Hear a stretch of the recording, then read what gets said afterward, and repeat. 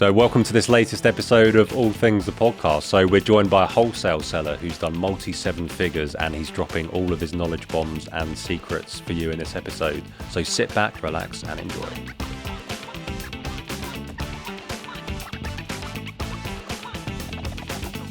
Welcome to the latest episode of All Things the Podcast. So I'm here, I'm Ben. Gage is back from his adventures overseas. Hi everyone.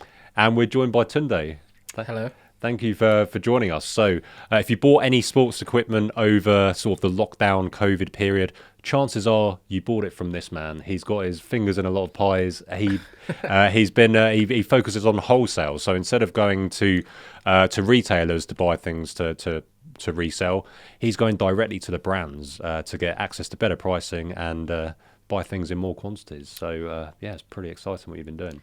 Yeah, thank you. Good to be here. Yeah, nice one. So before we go into all the fun stuff and the millions of pounds in revenue you've done over the last few years, let's go back to the start. So you're one half of a duo along with your business partner who unfortunately can't be with us today. But how did you guys meet and sort of get into this? Oh, we're like, I wouldn't say childhood friends, but we met as sort of late teenagers. Mm-hmm. We worked for the same company, actually. It was like a part-time job where the company organized like club nights for under 18s around London, basically. Mm-hmm. So we met there. He was technically my manager, you could say, like one level above me. But then eventually I sort of climbed up and we just became friends from there. So that was probably 2010, I would say. So wow, that long ago. Yeah, quite a while ago. Mm. That's cool. And then did you go from the under 18 stuff into like proper nightclub promoting at uni and things? Yeah, so we ended up then at the same uni, which wasn't sort of by design. And I think we moved on from working for a company to starting our own, you could say. I wouldn't call it a company as such because it's such a casual industry. Mm-hmm. But you basically would approach, clubs, venues in your area and say, I can help you fill this on your least popular nights, as an example. Then you come up with a concept. I think being at uni helps because, you've got friends and friends of friends. And, if you fill it, they basically say, we'll keep the bar money and you can keep the ticket money, basically. It was good. And we've done that for probably around 2 years whilst being at uni. Yeah, that's pretty cool. That sounds really fun. I've always wanted to do like something with events, but it sounds quite complicated. It's not complicated, it's stressful, you could say. Yeah. Because there's that pressure, right? I think the difference between a club with 300 people in it, let's say it can hold 400, the difference between having 300 and having 150 is reputation. Do you know what I mean? It can, if it looks like really sparse or sparse, you can easily go from the best night out to the worst, and you're done. You can be done quite quickly, I would say. Do you know what I mean? So, but yeah, it's cool when you're young and you want to just sort of make a bit of money, I guess. Yeah, well, I mean, it's a cool thing to be able to do. Say that you're helping people have a good night that they might not otherwise have had. So, yeah, I guess so. A night that they can't remember. Yeah. Team up with Tunde, he'll give you a night you'll never remember. That can be it. Yeah, the nightclub industry is cool, but I think it got to a point where, you get a bit older and you say, there's more to life than this. Do you know what I mean? Yeah, but I've never really been a nightclub person. Even while I was at uni, it was like, so I went to Warwick and we used to go to Lava Ignite in Coventry every single Wednesday. We used to jump on the train from Leamington Spa to Coventry, go there, listen to exactly the same soundtrack of songs every single, and it's just like, by the end of my third year, they were like, my mates were like, we're going to Lava, and I was like, I just can't be asked to have the same night that we've had every Wednesday for the past 2 years. And a lot of the DJs they have the same set that they just do. Yeah, it's literally just press play on the playlist. Basically. But yeah, it's one of those things where I'm not really a nightclub person either, but back then you could basically hack Facebook, not hack literally, but you could use Facebook in quite clever ways to get a lot of people interested in your event. Back in the day when it was like, pages and that kind of stuff. And you could basically sit there all day and like add 5,000 people at once. Oh, wow. So I think we just approached it very much like, how can we use our marketing skills or marketing knowledge to make nights really popular? And it's one of those things, because it would also show on the newsfeed, like blah blah is going to this event or is attending this event. So we just done little clever hacks to make sure that everybody knew about our events, basically. No, that's really cool. And I saw Gage's ears perked up as soon as you said the word hack. Yeah, not like Russian hackers, but yeah, just like little clever, you could call it like, marketing skills, you could say. So then when did you go straight from the nightclub stuff onto the buying and selling things? How did that transition occur? I think we got to a point where we started doing like concerts and, we could get like small allocations from venues. And we basically had a very clear sales pitch of, we're students. We know lots of students. We have huge amounts of students on our Facebook pages. We can get, 500 or, let's say 100 people to this event that you've got at the O2 Arena or at Fort Park. We've done a big one at Fort Park. And that's how we sort of started into sort of the buying and selling, you could say. But one thing we've always done is we've never just looked at something as a small opportunity. We've always tried to see, well, if this worked, how can we sort of expand on it? And I think that sort of helped us well in Amazon. So did you think you took that experience of running the events, speaking to the companies, to trying to get those connections with brands? No, not that directly. So after uni, me and Stephen, who I work with, we sort of went our separate ways. He went to study medicine. I went to work in recruitment in sales for my brother's company. My brother owns a recruitment business. So I think from there, you learn a lot about how to talk to people, how to position yourself, how to put yourself forward as someone who's credible. So I would say more so actually working in sales helped me a lot with now when you're approaching brands, what do you say? Not just saying I'm an Amazon seller. What actually are you? What can you offer? Why are you different to, the 10 other people who might have contacted them that week? So I think working in sales was definitely probably the bigger sort of differentiator. Yeah, I think that makes sense because from what I've seen, I've never gone down I've never gone down the wholesale route myself, but from what I've seen, like maybe sort of 10 years ago, you could have just approached them as, I'm a random guy selling on Amazon. Can I have some of your stuff, please? But now it's a lot more competitive, and you need more of a footprint across multiple platforms. So I think you've got your what surprised me most when we first started talking was you're not just doing really well on Amazon, you're also doing eBay, and you've also got your own Shopify store that generates a lot of traffic, and then obviously you don't have to pay Amazon or eBay fees, so that's quite a margin. Exactly. I mean, and even if you do have to pay them fees, you're just sort of spreading your risk, because anytime you're over reliant on one platform, it becomes a risk, so to speak. So if you have issues with your Amazon account where at least you've got 30% or 20% of your sales coming from somewhere else, so you don't shut down completely, you can at least keep things going whilst you then work on getting back onto Amazon, as an example. Yeah, absolutely. And having your own store, like you don't need to be doing any sales through it. It just gives you that credibility.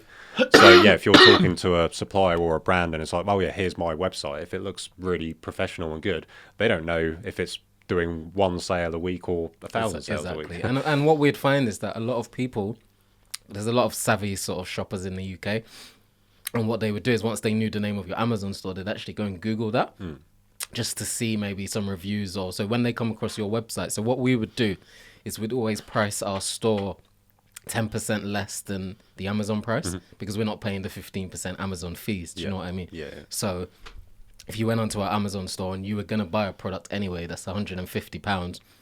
If you go onto our website and it's 135, you can see that it's the same business. You just buy it off the website, and on the website we'll pay 3% fees versus Amazon's 15%. So it works quite well. Yeah. So the customer thinks they're getting a bargain, and you're actually making more money. We're making slightly more, which is nice. When it works, it works quite well. Yeah. No, that's brilliant. So how did you two meet, by the way? Sorry, me and Ben? Yeah. We met through somebody else who was... So at the time, we were renting a self-storage unit in that was the Midlands. Yes. There was another guy called Ben, wasn't there? And there was another guy called Ben who it's quite a funny place. So what you'd do is every day, sort of the drivers would come around between sort of 2 to 4 p.m. And he might not like me saying this, but we would leave all of our products out for the drivers to come to then ship it to the customers that day. And then we noticed, like with a bit of a lag, that he would start to leave out the same products as us. So he was really clever in that he would look at what we were shipping out and then go and get some for himself. So initially we were a bit confused, but then we were like, do you know what? If we were his age and, you know, we were uni students, we'd probably do the same. So we actually sort of started speaking to him from there.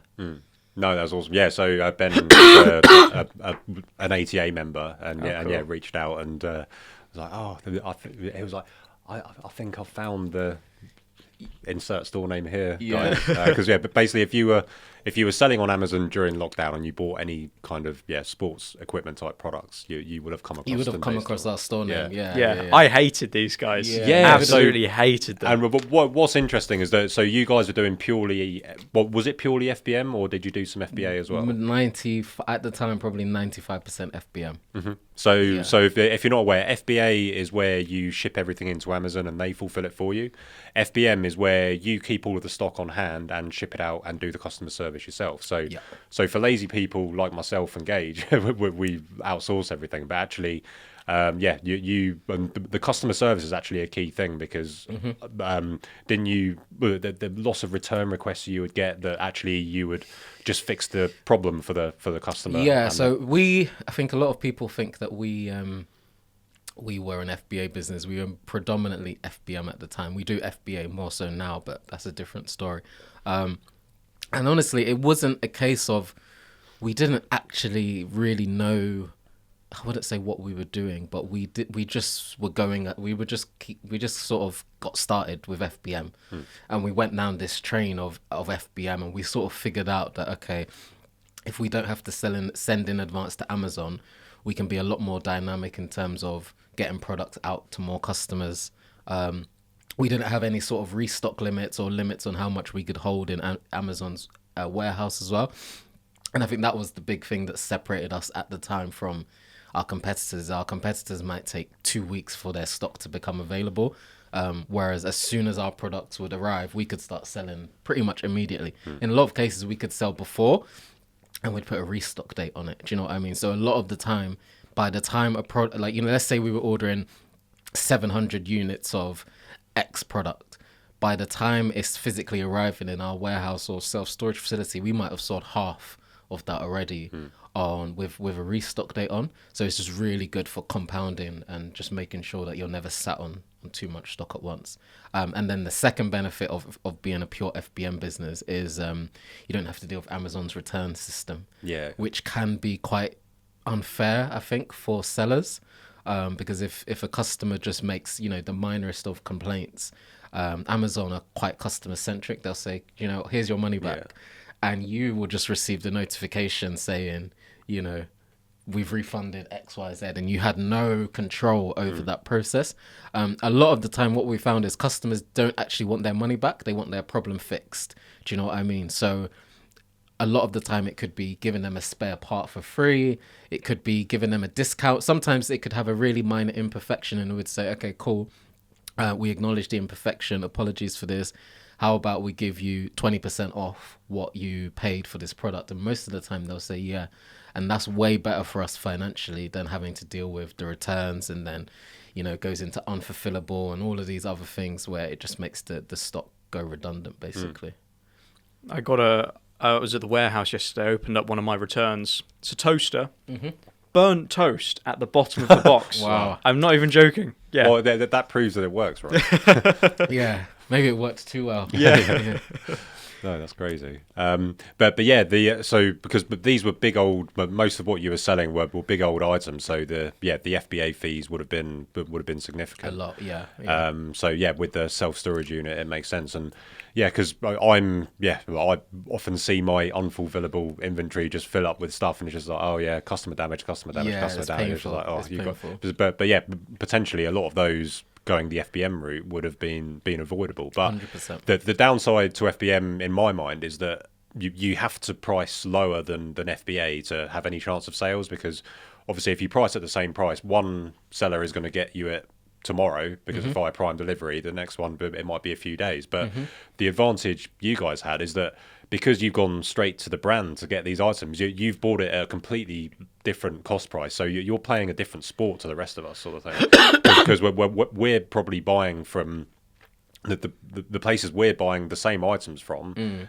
We're buying it from suppliers who are paying what you're paying to get them. So they're making a margin on us, and you're just you're going straight from the brand 100%. To the. I think ultimately Amazon is about margin. Do you know what I mean? And I think you have to find whatever angle works for you to make margin, because it's very easy, especially when you go on Twitter, which is a funny place for Amazon sellers. It's very easy to get caught in the trap of, I made £1 million in revenue, but that doesn't really mean much if your margin was 5%. You know, you're talking, £1 million in revenue, £50,000. You're taking on a lot of risk and a lot of work for £50,000. You're probably better off just going to do something else.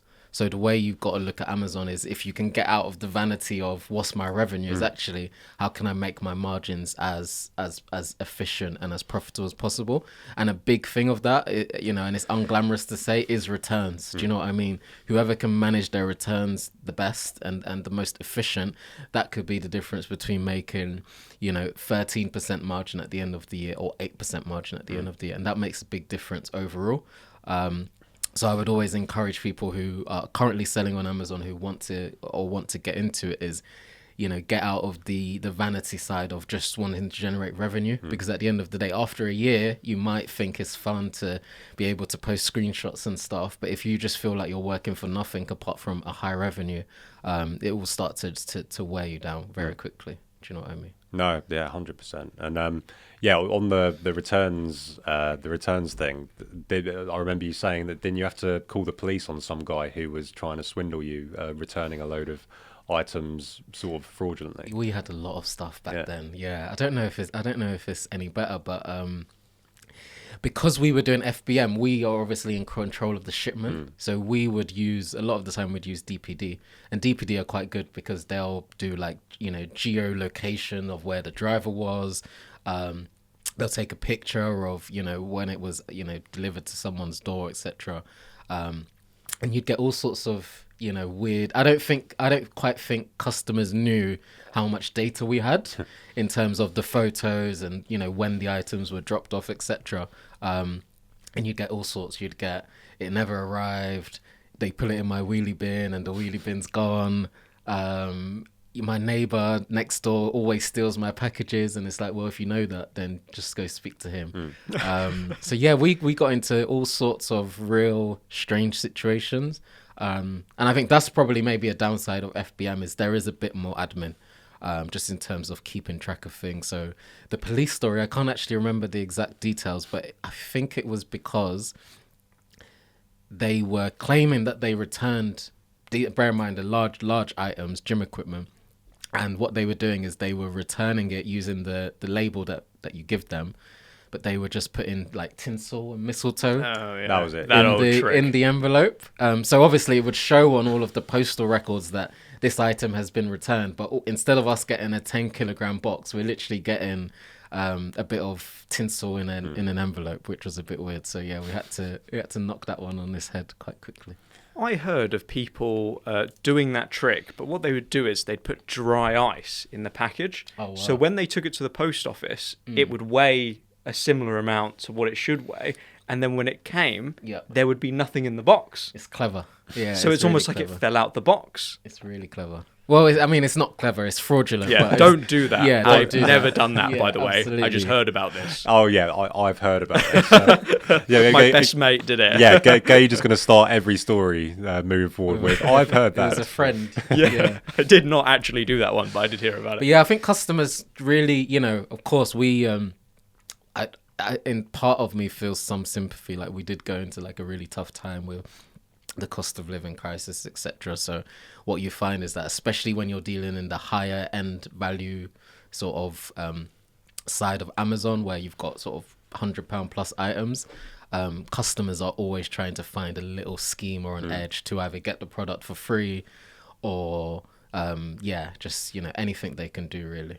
And a lot of these little little tricks probably worked or would have worked if they'd bought from an FBA seller, because Amazon are just like, oh yeah, we'll refund you or whatever.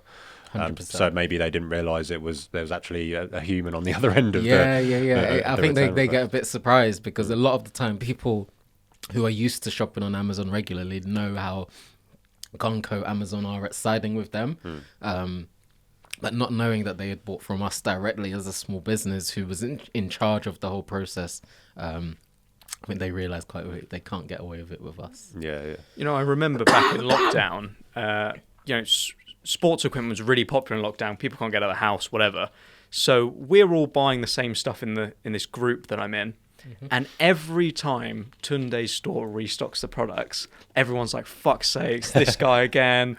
Like, they're all screenshot it, like, why is he priced so low? Fuck. Like, that's interesting. And we just wait for you to sell out most of the time. Or because you're FBM and you weren't really changing the price very often. Yeah. You let us share the buy box with you, which was nice. Yeah. We were never like overly dominant. Like, we tried not to be as well. A lot of the time we would, like, let's say we're selling a product for $199. We know that we want to sell this product for $199.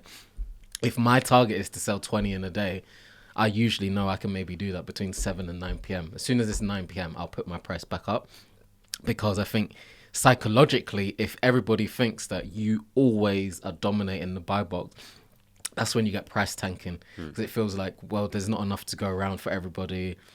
This guy's got unlimited stock. I'm going to panic now. So we would always, in a clever way, we'd dominate enough to make a lot of sales, but never to the point of somebody feeling like, I need to undercut this guy. He'd chuck a few to the hungry kids in the group chat every now and again. Yeah. So did you ever get arbitrage sellers buying from you to then flip, do you think? Because you were priced significantly lower than a lot of the FBA sellers at one point. Loads of times. Like, we would because we would see the addresses. So a lot of the time the addresses would be like prep centers, FBA prep centers. So yeah, we never had an issue with that. A lot of the time we would get other sellers messaging us saying loads of times, why have you priced it in this way? Don't read my messages. Why are you doing this? Let me show you the data. And they'd really try and educate you on like the data, and it's like, for somebody who probably has the most stock in the UK, I think I know the data probably better than... Considering you've got so much stock, you've probably looked at the data. I've looked at the data, and I think the problem that a lot of FBA sellers have is they view things in such a linear way, which is, you're priced at $199. As soon as you sell out, if I priced at $229, I'm gonna start to sell out. But if the customer's not willing to pay $229, it's not gonna reach $229, right? So they get like this emotional attachment and it doesn't work like that, because fundamentally all that happens is the listing slows down. Sometimes even the buy box gets suppressed because it's like, you're overly, you're pricing yourself out of sales just because you feel like you've sort of been a bit cleverer than everybody else. But ultimately, everybody is up to a point price sensitive. Do you know what I mean? So if you can sell 20 of a product at $199 or 10 of a product at $229, we would always prefer to sell more at the slightly lower price, because it's about volume and it's about churn at the end of the day. Yeah, 100%. And I fell into this trap. So my first sort of Q4, where I was around this time now selling a load of stuff just before Christmas, I was like so fixated on the data. I could see how much stock each seller had, and I knew, based on the increase in demand, the improvement in the sales rank, how quick it was selling now. So I'd be like, right, by sort of December the 20th, it's going to reach sort of this price, which is 20 quid more expensive. And but I had 50 units of something, and yes, I did get the top the top price of that entire year, but I only sold one or two of the units, and it's like, you're much better off taking a slightly lower margin but selling all of your stock. Selling volume. but there's definitely a lesson learned there. Because stock is cash. People don't see it, but stock is cash. So it's like, how quickly can you turn your stock back into cash? That needs to be a consideration. So you get a lot of people who they'll say, right, Christmas is coming up, So in October, I'm going to fill up on a load of stuff and I'm going to let it sit in my warehouse or house until the final week before Christmas. And conceptually that makes sense, and it's, you know, you want to get the best margin possible, but I look at it and say, well, you could have turned over that stock 3 times, if not more, by selling through it, going to get more. So and I get there is a flip side of, if you can't get more of that stock, then yes, you're going to wait for the maximum. But I think in terms of to run a business and not just something that is maybe more so of a hobby, you have to be selling constantly. Do you know what I mean? You can't just sit on stock and sort of twiddle your thumbs and pray and hope for the best price. It's just, it's not the best way to run an operation. Yeah, and with and that's one of the huge benefits to your FBM tactic as well, because obviously, as you mentioned before, especially with the volumes that you're doing. So let's say you order 10 grand worth of stock. As soon as it lands with you, you can list it immediately and it's available. But if you were shipping that all into FBA, sometimes it can be 3-4 weeks before Amazon checks it in, and then you've got that 10 grand tied up, and then you're like, oh shit, now I need to lower the price on some of my other stuff so that I can pay off this credit card bill and stuff like that. It can get quite messy. And since we've started doing FBA, and we've mainly switched to FBA in the last sort of 6 months, but that's because we've, you know, moved the business abroad. But that is one thing with FBA that is really quite frustrating, because at the end of the day, in those 4 weeks of you waiting for the stock to be available for sale, it's like a gray area. You don't know what's going to happen to the price. So if the price now starts to drop, then all of your efforts, all of your hard work kind of goes to zero. The benefit of FBM is you've got a shorter window of uncertainty, which is, once I've got this stock and I can start selling it straight away, it's based off today's price, not off 4 weeks. You know, the price in 4 weeks' time. Yeah, weird. I never thought about that, but yeah, it's very true. And a real advantage of doing FBM, if I wanted to pack parcels all day, FBM sounds like a much better option, actually. Yeah, but a lot of people don't. And it's completely fair enough. So to give context, so we had, like, when we were really running at scale in the UK, we had a prep centre in Newport in Wales, which would deal with sort of high volume stuff that we were doing, where we could send shipping containers to. And then we had our own little mini self-storage facility in the Midlands. And we had a guy there who worked 4 hours a day. So I think if you are going to go to this FBM model, you are going to need to, you know, pay a bit more in terms of maybe staff or some help. And I think that's probably the only other consideration you have to make. I think it helps, though, that you're mainly selling higher ticket stuff, or at least you were. So, you know, if I'm selling my 10 quid shampoos, it's a lot harder for me to want to go and pack that for FBM. Yeah, you have to prep it.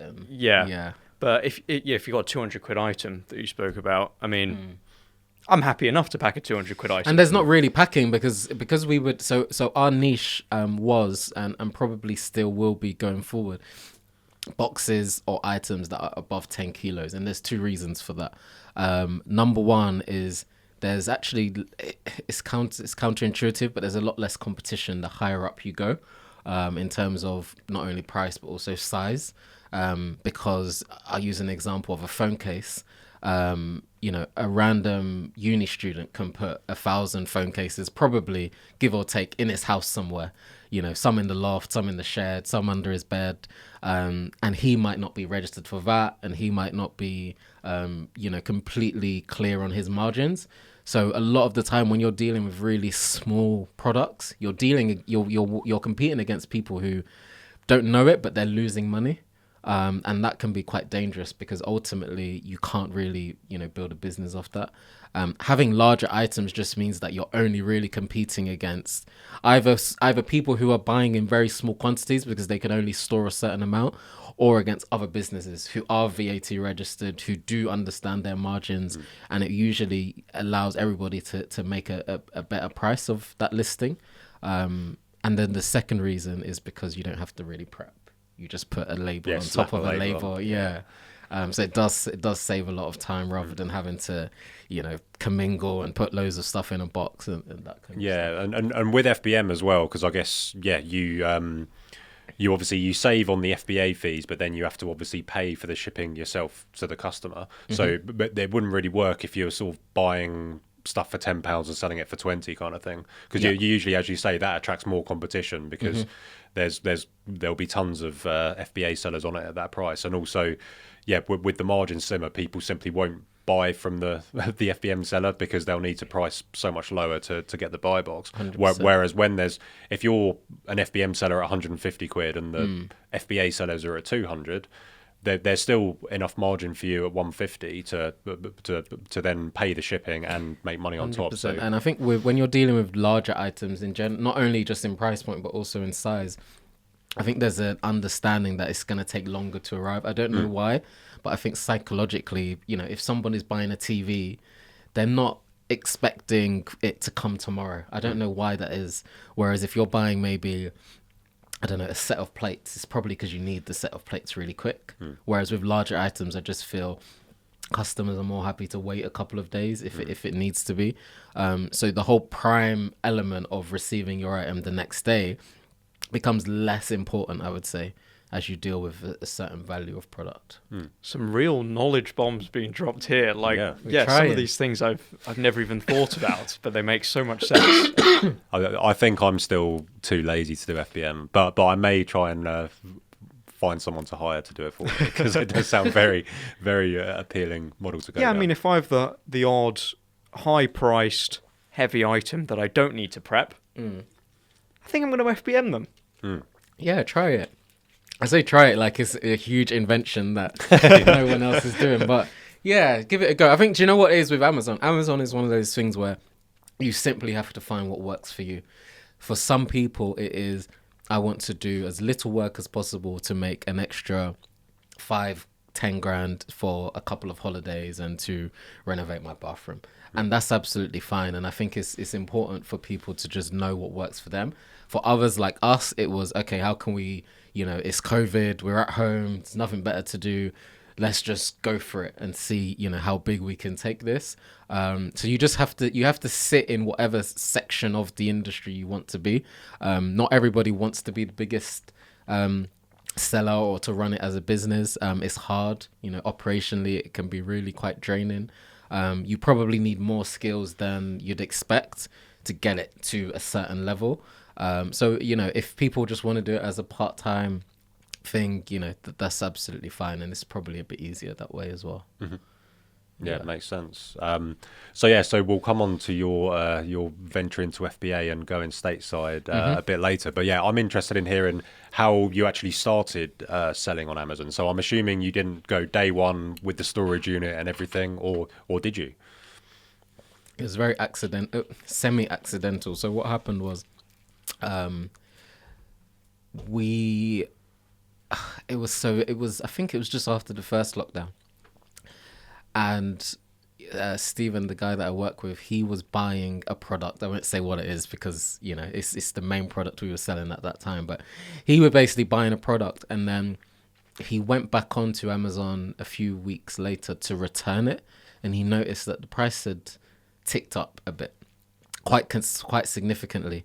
And I had tested around with FBA in 2018. I was trying to sell I didn't really know what I was doing, but I had a friend and he was selling Xbox games. So I just went to Argos and started buying Xbox games.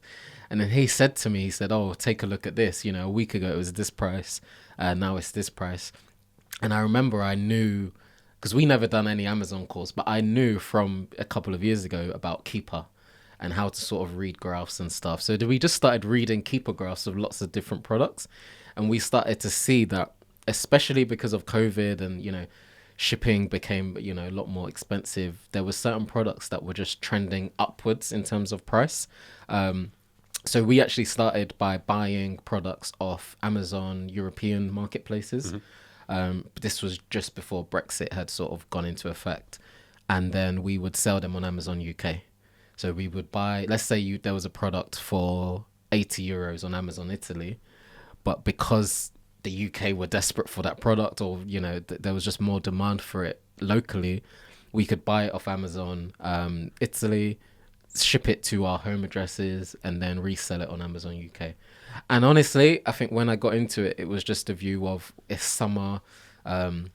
There's not a lot else to do. You know, we've just come out of a lockdown. If I can make a couple grand doing this in a month or two, I was like, you know, it's worth my time. And then it just expanded from there. You know, I work with someone who's very aggressive in terms of his mindset around, well, if it's going to work, let's take it all the way, not just take a bit out of it. Do you know what I mean? Yeah, you want the whole pie. Yeah, basically, it's like, if this pie is going to be here, why not eat it? Do you know what I mean? So that's his mindset. I'm probably more on the conservative side, actually. I'm like, it's a bit of a risk. But I think because of that, we sort of meet in the middle. And we usually come to quite a sensible way to grow without taking ludicrous, crazy risks, basically. So the dynamic works quite well. In terms of how we made this step over into our fulfillment, it was because it was actually one of the delivery drivers who was bringing some stock. He said, you know, he basically was like, you're clearly running a business. Like, I would prefer to deliver to a business because they've got trolleys and I don't have to carry these heavy boxes into your house. So that's when we rented a storage facility, and then we outgrew that, and then you started using this prep center, basically. No, that's really cool.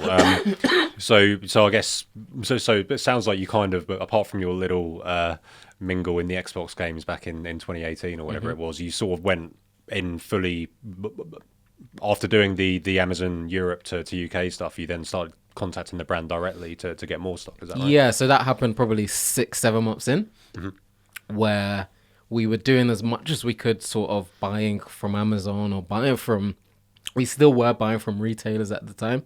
And again, it was just that view of, if we've got 10 of these water bottles and they sell really well, what if we had 1,000? And then you sit there and you think, yeah, what if we had 1,000? You know what I mean? What if we had 10,000? Yeah, you start to think, because you can see all of the data, you know. Keeper and Helium-10 will show you that, you know, this is selling 50, 60, 70 a day. And you start to think, well, what's that, you know, over 90 days as an example? You think this is quite popular. So from there, we started contacting brands. We started contacting suppliers saying, you know, how can we get this product in a wider volume? And a lot of people are quite scared to do that because they view it as, it's a bit of imposter syndrome. Like, who am I to be contacting them? But from experience, you learn that a lot of these brands, they just want to get rid of stock at the end of the day. And if they can get rid of as much of it as possible to 1 or 2 people, it makes their life 10 times easier than having to, you know, sell small volumes to little retailers throughout the country. Do you know what I mean? No, absolutely. It's working smart and not hard on their part, because if they've got 10,000 units they need to sell, if someone wants to buy 5,000 of those, it means that they've got to do half the amount of work. 100%. It's exactly that. You know, we are allowing them to sell more of their stock at, you know, with less work in essence. And then they'll start contacting you saying, oh, we've got this, we've got that. Do you want it? And it just sort of grows from there. That's in contrast to the sort of Karens in retail stores that we experience, where it's like, oh no, you can only have 2 of these or only 3. It's like, we're trying to give you money. Like, we want this product, you're selling it for that amount, why not just give it to us? But I guess when you go direct to the source, you're meeting with the people who actually want to shift the stock. Yeah, and that's their job at the end of the day. You know, a lot of these guys are, you know, they're like area sales managers, and their job is to sell stock at the end of the day. So that's all they're there to do. I think when you're dealing with sort of retail arbitrage, I get the appeal of using it to get started, but it becomes a grind after a while, you know, because they'll start to recognize you in the stores as, who's this person who constantly comes in to buy, you know, I don't know, hair dryers as an example. It's like Gage being blacklisted from every McDonald's now. Yeah. Fuck's sakes.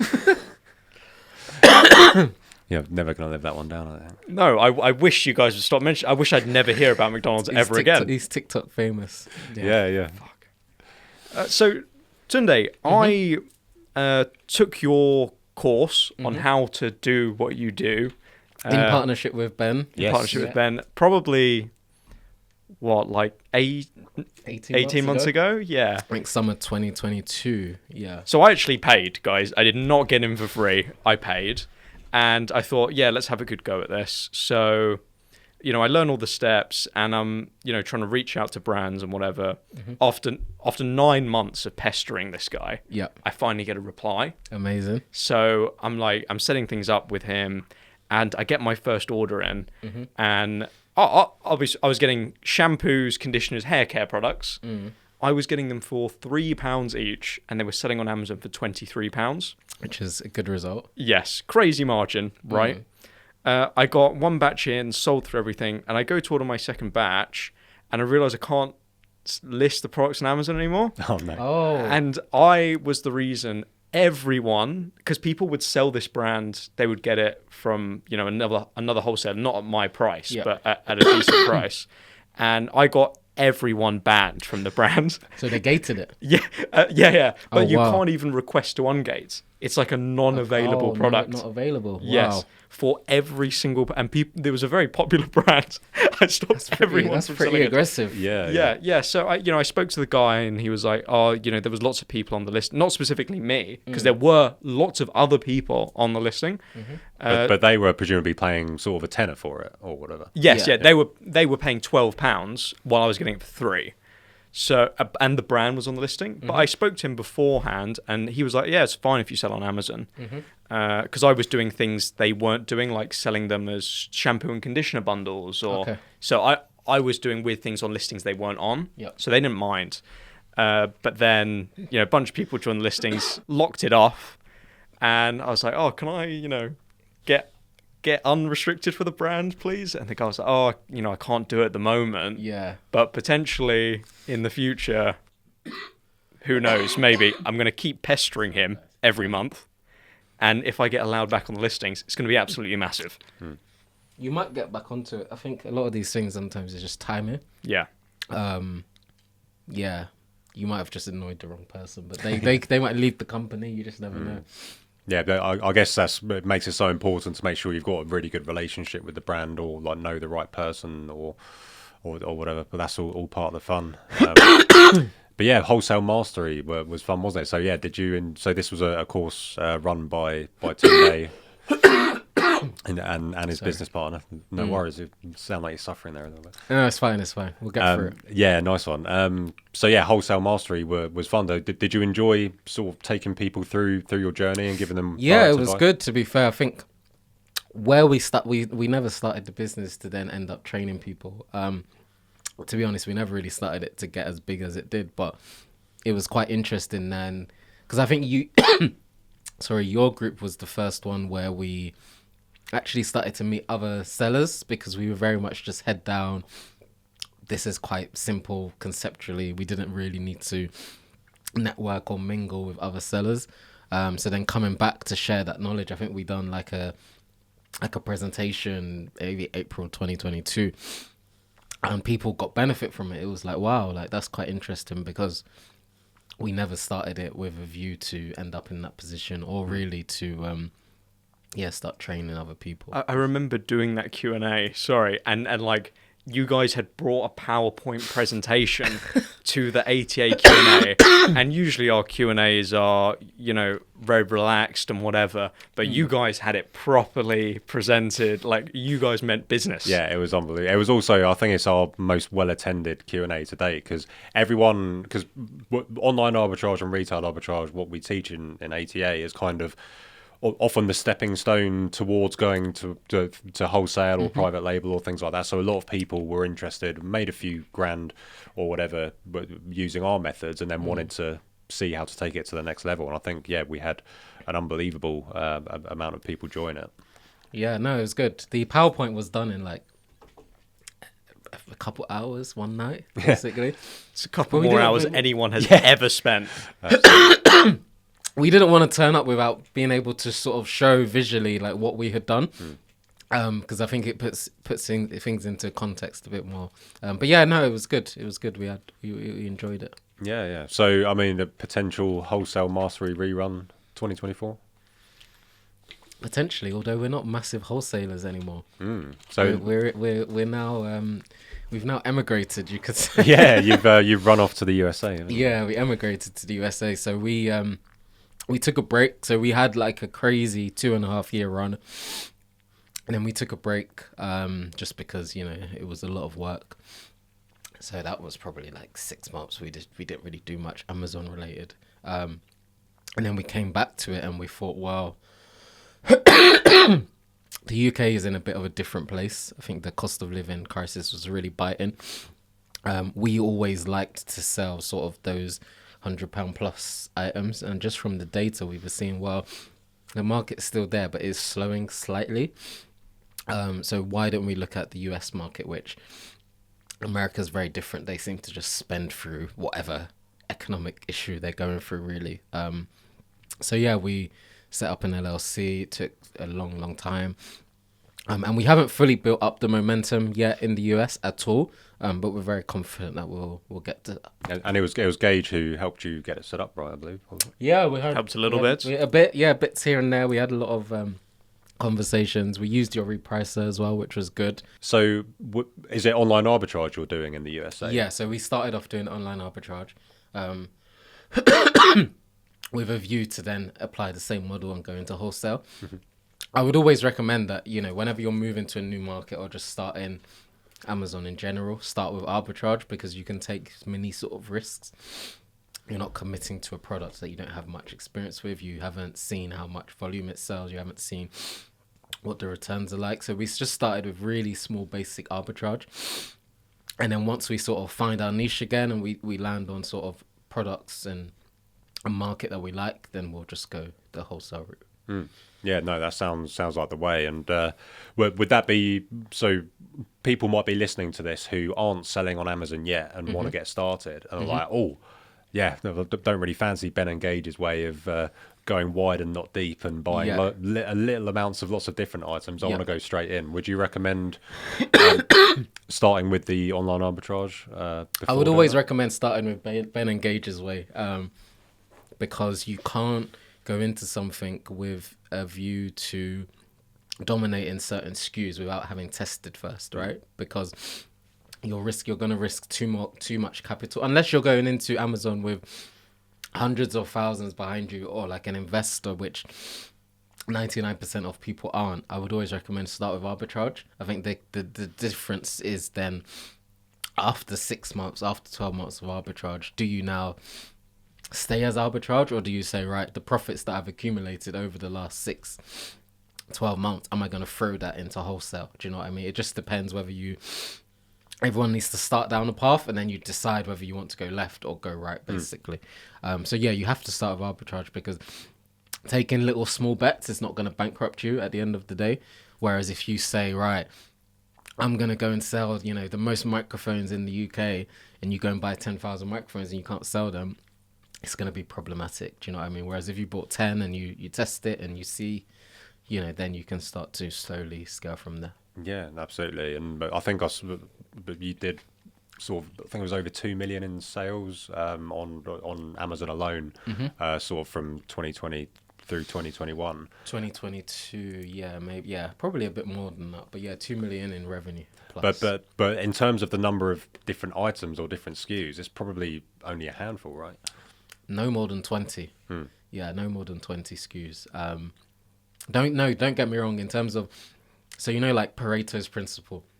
Yeah, so 80-20. So a lot of the time, 80% of our revenue would come from a very small handful of SKUs, and then 20% would come from a lot that we were testing, right? Because we'll test stuff, and if it's not selling, the way we like, or we're getting too many returns, or there's just something else about the listing we don't like in terms of maybe the brand is selling it themselves or whatever it may be, we'll just knock it on its head. Do you know what I mean? And then we'll go and scale up on the ones that are working well for us, basically. Yeah, that completely makes sense. So Gage, are you going to continue going down your wholesale route despite meeting a bit of a blocker? I'm going to keep messaging the guy. I think you should. I think, to be honest, I started down the wrong niche. I think there was too much barrier to entry on my niche of kind of like hair care. So, people want to see qualifications and other stuff like that. Whereas, I think if I was to do it again, which I think there's a high probability I will, especially got some time after Christmas, no one's working, might send out a few emails using the templates I got from the course. That's actually how I got the reply. To kind of a different niche, and I'll put a lot of thought into that. Yeah. Because I thought hair care because fuck it, why not? Like I put almost no thought into why, just that I know there's good margins on stuff like that. Oh, there's good margins on anything. It all depends on the price you get it at. Yeah, I mean, it needs to be. Usually, it helps if it's a product that you know and can talk to a supplier about and not seem like you're completely blagging. Yeah, so Gage, you don't strike me as someone who is that knowledgeable. I'm just a professional blagger, to be honest. So that's one thing. But also, what I would say is, I think what you guys have done is very good, because you haven't based your whole existence on, I'm going to be an Amazon business. You've taken that first couple of years experience of selling on Amazon, and then you've branched out into sort of other little areas within the ecosystem. And I think that's really good, because ultimately, for years to come, you don't want to be completely reliant on your own Amazon account and the direction of that. So I think even if somebody's watching this and they're thinking, oh, well, I want to do Amazon, but I don't see myself doing it forever, that's completely understandable. I don't think I'll be doing it forever either, but it is a good gateway into maybe now starting your own brand, or going down what you guys have done with your prep center or your community. So it's a good gateway business into other things if you want it to be that. You don't just have to say, right, I'm gonna sit on Keeper for the next 15 years. I don't think there's a lot of people who are that passionate about it. Do you know what I mean? But it can open up a lot of other doors and other avenues. Lots of people tend to ask in like our Q&As, where do you think Amazon's going to be in 5 years, or do you think it's still going to be around? But always like, does it really matter? It's irrelevant to a degree. Just do what you do, right? Yeah, make it work for you in the now. Never be so over leveraged in terms of the amount of stock that you have, or the amount of stock that you have in the FBA warehouse, where it's deeply uncomfortable, and just roll with it. Do you know what I mean? Nobody knows where Amazon will be in 5 years. It probably will still exist. Whether the exact business model that we're running right now will be applicable in 5 years is up for debate. But one thing that is for sure is that it can open up so many other doors. It's the way I would describe Amazon is it's a good business to start when you haven't run a business before, and then use that to now go and start other things. Do you know what I mean? Whether that's your own private label business or your prep center. You even see some people who will start an Amazon business, understand the little different nuances and issues with it, and then they'll go and start their own SaaS, or they'll go and start their own little tech platform to help Amazon sellers. So there's so many different things that you can sort of start to do and branch out once you've got those first couple of years behind you. Yeah, absolutely. I'm going to have to set a reminder for Christmas 2028 to see if Amazon's still around, and then look back to this episode. I think I'll be in America. We can do a Zoom. Yeah, what do you call it? A Zoom That's episode. Fine. We'll fly you over. God, the ad revenue must be paying. I'm not seeing a cent of that, guys. First class. Yeah, we've flown you back from the Philippines just for this, haven't we, Gage? But yeah, no, and with the people you meet along the way, it's always more fun. But when I started doing Amazon, I was purely doing it on my own. I left my job and I was like, oh, this is brilliant. But then I was like, actually, this is like quite isolating.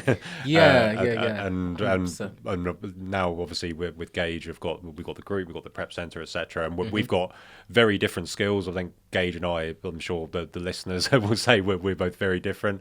But I think we make a good team. And you mentioned with yourself and Stephen as well, you've got very different skills, because you don't want to go into business with someone who's your clone, right? You need different skills. You need different ways of looking at things, because ultimately, you need to be able to bring different things to the table, because that's how the business is going to grow. And that's also how you're not going to find yourself leading yourself down a blind alley. Do you know what I mean? Having that person to say, what do you think of this? Let's talk about this. I think it really helps, just in any business in general, being accountable to someone as well. Because I look at our business, and if it was just me, I could have seen, I can see the mistakes I would have made. And if it was just him, I can also see the mistakes he would have made, because you can sort of foresee that someone's mindset is maybe not picking up a certain issue.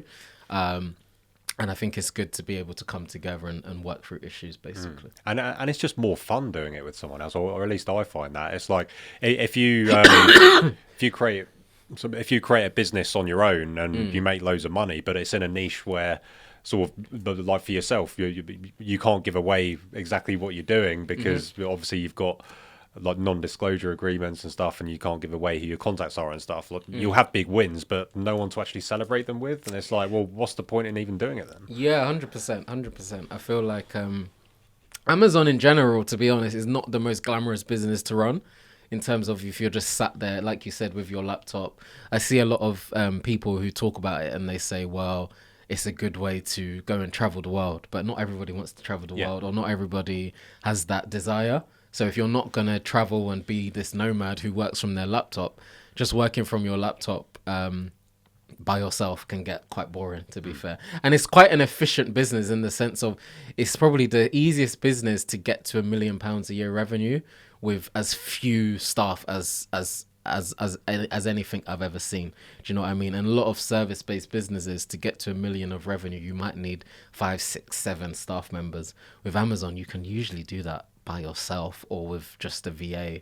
And of course, revenue is not profit. We know that, you know, a good Amazon seller might make 15% on their revenue. But either way, because of the way it runs, it almost runs for you at times.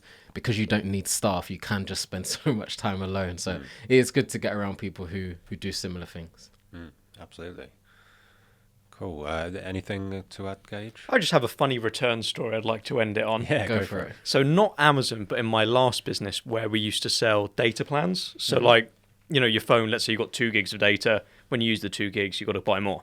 So we were selling this guy 3 gigs of data. He opens a ticket and he goes, you know, what the hell? I haven't used my 3 gigs, but it's gone. Like, I haven't got any data left. So we can, you know, look up where you used your data. We look it up, and it's just 3 gigabytes of porn. Oh, right. wow. So I screenshot it, I send it to him, and he just goes, oh, sorry, and just closes the ticket. Really? That was like the best, Pretty, the That's best pretty ticket I've embarrassing. ever answered in my life. Wow. Yeah, that's interesting. Yeah, Just a fun note to end it on. Yeah, there's the next 1 million plus TikTok video. No, we'll see. So I think we'll wrap it up there then, chaps. So yeah, thanks so much for joining us today. Really appreciate it. Thank you so much. Especially feeling unwell as well. No problem. Good to be here. And like I said, happy to do a part 2 when all of this is cleared up. Yeah, The absolutely. knowledge you've dropped, invaluable.